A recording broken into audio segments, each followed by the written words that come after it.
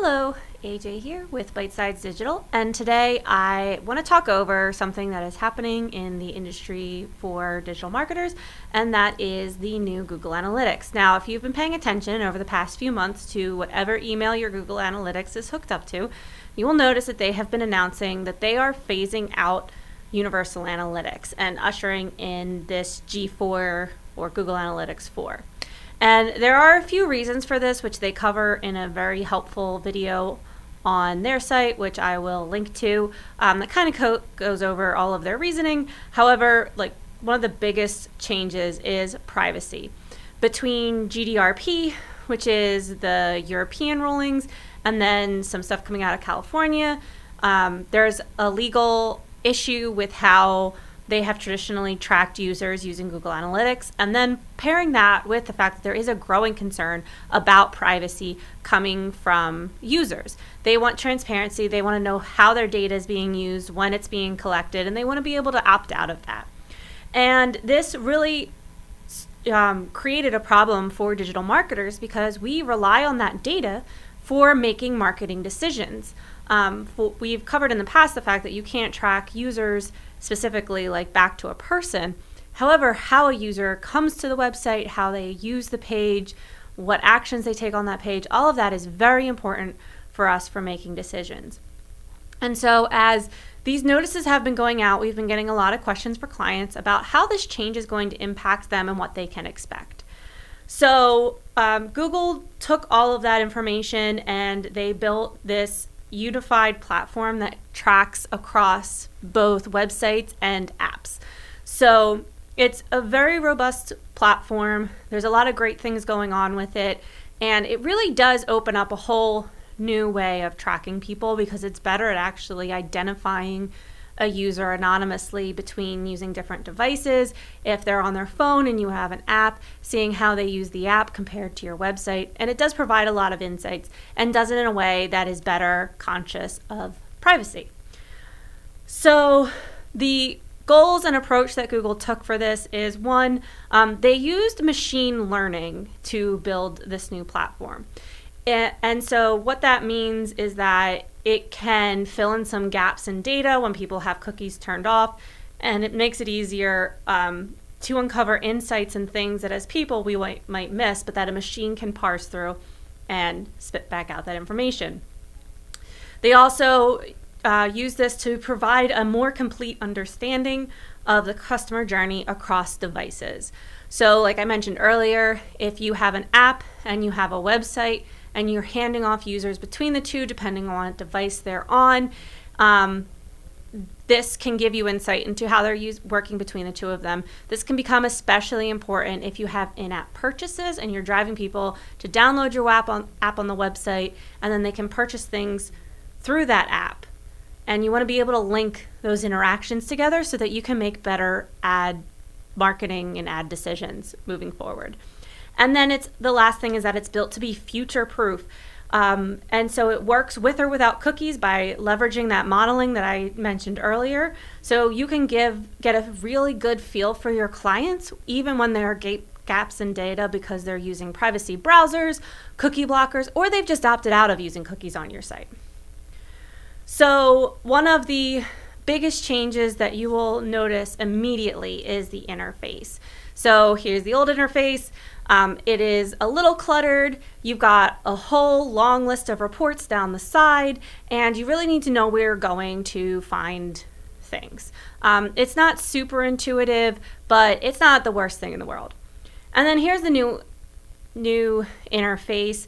You can see here that it is a lot cleaner. There is less data presented immediately, but there are more insights presented and there's more information about what you're looking at to help people who aren't as familiar with Google Analytics be able to use it fast. Now, I don't love the new interface. I like having all the data and being able to pick through and look at things, and so I'm still very much getting used to the new interface, but we are using it primarily on our sites and for a lot of our clients so that we have that old data to fall back on and we can get used to it moving forward. For me, the biggest thing that has been kind of hiccup and something that I've had to get used to is the fact that it's gone from being kind of focused around page views and tracking a single visit to the site to being built around users and how the users are interacting with the site. And so it seems like a slight change, but it does mean that you're looking in different places for information, and sometimes it makes things a little hard to find that used to be, at least it felt like, right at our fingertips. So the next big thing is that events are now built right into the tracking. You don't have to learn any code to be able to set up or edit events. While Tag Manager made it a little easier in the past, it was still kind of a big pain in the butt to set events for your site. Even setting up, like, I want to track button clicks on this page. It was a multi-step process. Now it's a lot easier. You can go in, you can edit events, you can edit what is pulled for the events from the user information, and it's all built in so you don't have to touch any code. You can now import data into Google Analytics, which is something that you really couldn't do before, at least not in a helpful, meaningful way. So while this is something we haven't personally used, I do know of a couple use cases where it would have come in handy, and I'm glad that that option is there now. There is now cross-domain measurement built right into the platform. Which in the past, it was a little bit of a pain if you had a subdomain and a regular domain, or if you had like two different domains, but they were tied together, to really tie the users together across those domains. And now that's all built in. We've actually accidentally had that show up before. So yeah, it's super easy. So easy you can implement it on accident. And then now there is lifecycle reporting built right in. The biggest thing for this is e-commerce. For anyone who runs an e-commerce website, especially if you were on WooCommerce or Shopify, it wasn't out of the box to track how people are interacting with your products. You had to do a lot of setup to get there. And now, because of the machine learning, the Google Analytics 4 is able to pick that up. You can edit what it picks up, but it's pretty intuitive and it's pretty out of the box for getting e-commerce set up, which is huge because that used to be a really big pain in the butt to get it working correctly, tracking every visit and understanding which products you actually wanted to have included. So very excited about that. They are also now offering a migration tool. And that migration tool will allow you to come over from any other analytics provider like Clarity or I'm blanking on the name of the other one. So you can now import that data, get it set up. In addition to the migration tool, the onboarding tool is super easy. So it just walks you right through everything, and you can send the code to your developer from there, or you can tie it right into Google Tag Manager, set it up through that. Everything integrates so much easier now, which is delightful. And then there are a few changes, I kind of mentioned some of them earlier, that came with data collection. So events are any user interaction within the site. Where that gets weird is page views are now under events. So a lot of the metrics that we used to look at, I can think for us as a company, we have a report where it is the page URL is down the first column, and then across we had page views, users, new users, average time on site, pages per session, bounce rate, events, goals, all of that. And now all of those things that kind of went across the top, those are all events now. So the great part is you can edit things in there to kind of get more information, but it took me a while to figure out where reports were. It took some sitting with it and really giving myself the time to poke around to find out where the reports that I rely on a day-to-day basis are. So especially coming from the old analytics, it can be a little frustrating because it is very different, very new. I kind of almost wish I was coming into this as my first analytics because I think it would have made it easier to learn. Parameters are now the things that give your data and events context. And those are things like page titles, screens, device, and all of that stuff that used to go down the side in the first column.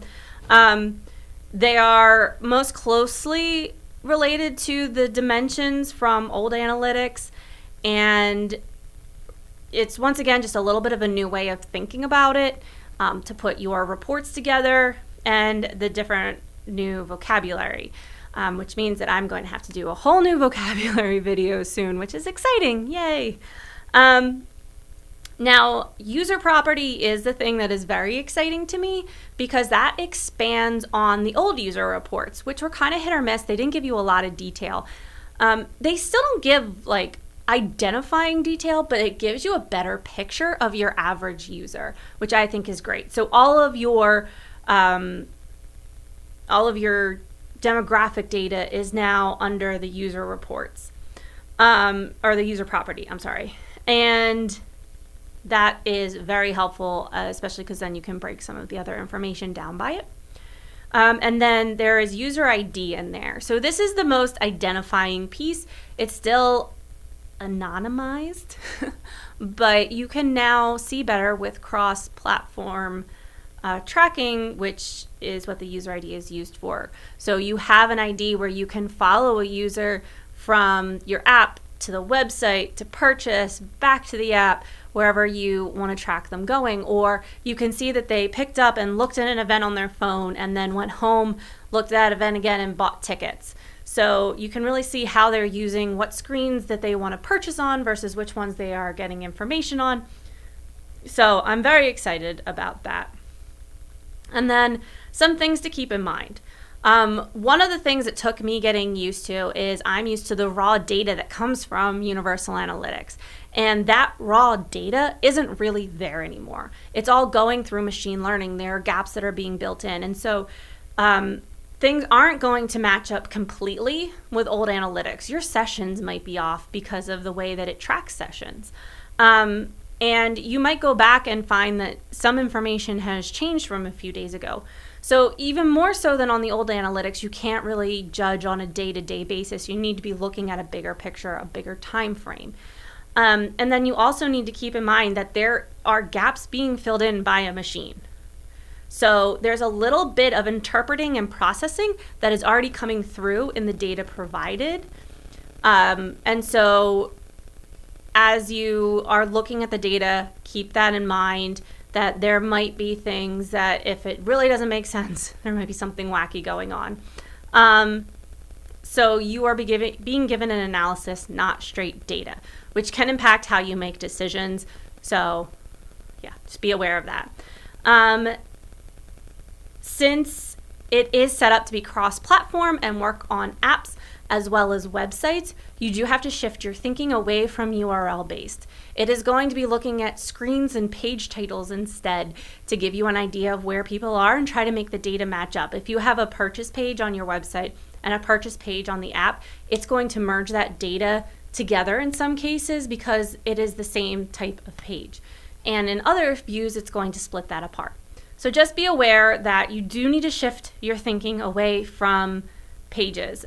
And then landing page reports are going to be very different. As a marketer, this is going to be one of the hardest things to get used to because landing pages are at the heart of digital marketing. You set up a landing page to something specific to get that traffic, to get the purchase or the subscribe, and you want to see how that page is doing in isolation. And Google Analytics is not set up to do that easily anymore in the 4. So it does take a little bit of working to get that information the way that we need it as digital marketers to make those decisions about how an ad campaign is going or an email campaign. We are going to be doing a different video going in depth onto how to pull a landing page report in the new analytics. So stay tuned for that. I'm very excited to do it. Don't be discouraged. You can still get there. You can still get this information. Like I said, you just have to approach it in a different way. And because that vocabulary is slightly different, you're also going to be looking for different things. So please look forward to that video. So our takeaway, what does this mean as digital marketers? the first thing is this change is coming. And there's nothing we can do about it. We've been on Google Analytics for years. We're not going to change because they did this. I actually agree with a lot of their reasoning. While there is part of me that's frustrated that it's going to be harder to get this data and make these decisions, a bigger part of me is excited to get the deeper insights into how people are moving across the web. So they've given us an end date. Start learning now. The change is coming. Don't be caught unaware. I really encourage you to set up the dual tracking so you can see it in the old way and the new way and kind of like learn by comparing the two. So yes, you should really do that. We will be doing future videos, like I said, on how to create the different reports that marketers need for decision making, and we will be putting those out in the coming months so that you can kind of find what you're looking for and get a little bit of a head start on how to do that. And then last, have fun with it. Like I said, I learned and found really cool things from playing around with the new Google Analytics. We're hoping to have a comprehensive walkthrough coming up soon under the Academy. But for right now, my biggest suggestion is just get in, play with it, find the things that you need to find, do it now while you still have the other data to fall back on, but start trying to use the new Google Analytics first. And then if you can't find what you're looking for, you can go back to the old one and find it there. So yeah, I would love to hear from you guys what you're excited about with the new Google Analytics, what reports you would be interested in learning how to pull on the new one, or if you have any questions, please feel free to leave them in the comments below. As always, please like and subscribe so that we can keep bringing you these videos on how to use Google Analytics effectively, as well as other things on your website. I hope you all have a great day and happy data. Bye.